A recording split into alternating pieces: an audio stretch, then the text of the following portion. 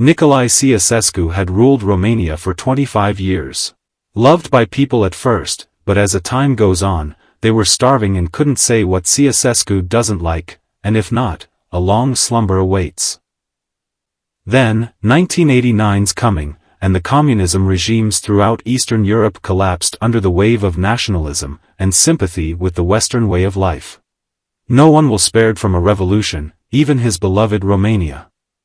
The tension had been growing for years, and it would take just a matchstick to spark the revolution, and that matchstick is a city of Timișoara. The groups of Hungarians protested of the eviction of a Hungarian pastor, and soon Romanians would joined up, and was changed to an angry anti-government mob. The police tried to use tear gases and water cannons against them, and the army failed to put things under control. So, Ceausescu's wife, Elena, ordered them to do whatever force required to stop a revolt. But the protest continued to growing bigger and were spreading throughout a country. Lot of shootings took place, helicopters circling overhead, and lot of people were injured and dead in fights. It was totally a war zone. Ceausescu was in Iran when all things happened, and when he returned, he was furious. Revolt and revolution? Not in my Romania. Give me 100,000 people and I'll hold a speech tomorrow. So on December 21st, he went to spoke to 100,000 people to try and end the uprising, but it seemed not gone well as a crowd heckled and booed at him, and then, gunshots were heard and many tried to flee a scene, and they were been fired upon by security services.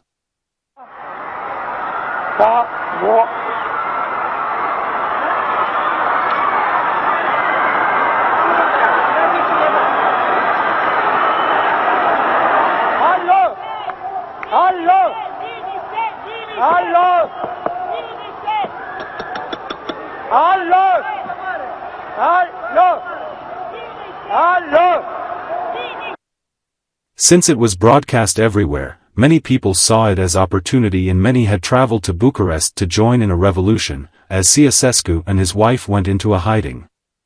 But on the outside, the fighting dragged on. Getting shot, run over by military vehicle, and police shoot anyone who deemed to be a protester. The marital laws was then declared as was curfews, but people won't abide to this as many joined in a fight against a government directly. Some began waving Romanian flags with communism coat of arms removed, but these were then shot at and died. The end of Ceausescu is coming.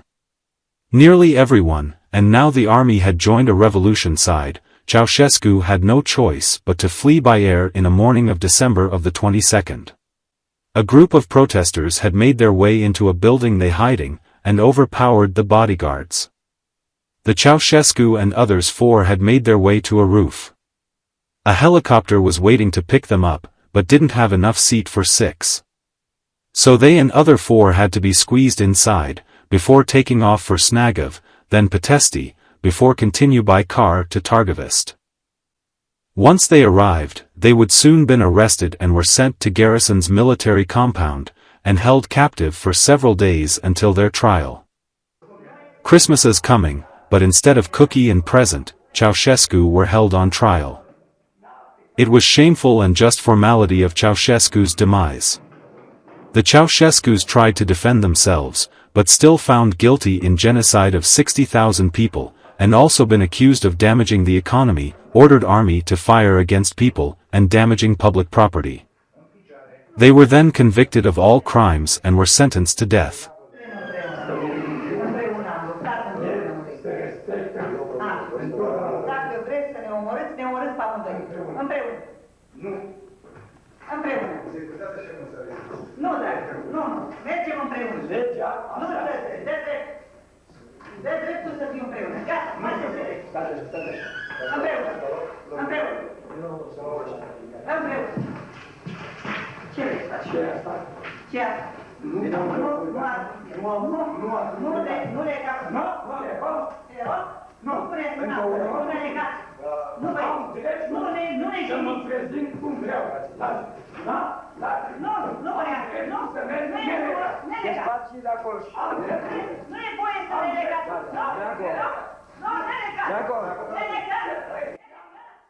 The execution took place on 4 p.m. at a military base outside of Bucharest, and it was carried out by a firing squad gathered from paratroopers.